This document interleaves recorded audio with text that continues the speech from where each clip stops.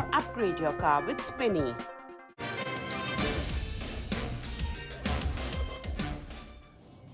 Strong start for the Indian market. Nifty rallies to trade around that 17,400 mark, led by metals and the IT sector. All sectors except FMCG trade with gains. The mid-caps outperform. Bajaj Finance among the few losers today after new loans declined sharply in the second quarter, even as assets under management post the highest growth in 11 quarters. Brokerage, well, they remain mixed on the stock. The Competition Commission of India approves of Zee's merger with Sony, although with some modifications, the stock trades higher by 5.5%. North America Class A truck orders hit a record high of close to around 56,000 units in September. Bharat Forge surges 8%. Godrej Consumer reports a mid-teen decline in EBITDA, sees constant currency sales fall in Indonesia, also says industry trends remain soft in the quarter gone by, as a result of which the stock lower by 5%.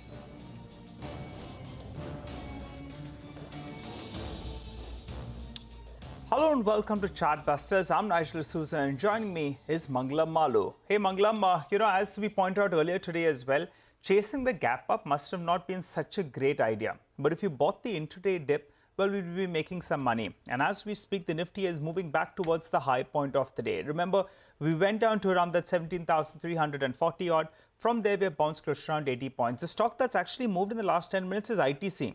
Just pull up the intraday chart on that one. That's surging, moving to the high point of the day. And that's the one that has a good amount of weightage, helping the Nifty move higher. But to find out what's the trade from here on, well, we're joined by Sacchitanand Uttekar. Hi, Sachi. Morning. How would you trade the index? 17,415 is where we're at. Levels you're tracking and your trade at this hour? Good morning, Nigel. Good morning, Mangalam.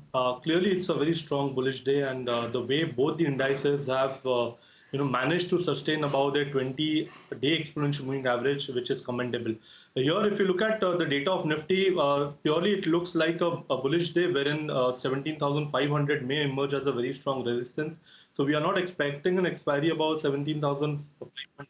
Probably the support at 17,320, which is the 20-day exponential moving average, even that may not be breached. So the reward to risk at this point of time in Nifty is a little bit skewed. But when you look at Bank Nifty, clearly the expiry pain is somewhere close to 39,800 as of now. And the way ICICI Bank, Axis Bank are supporting this particular trend, I think Kotak and SBI are still behind, but still there's a good margin on the upside which is left. So I think Bank Nifty should be on your radar.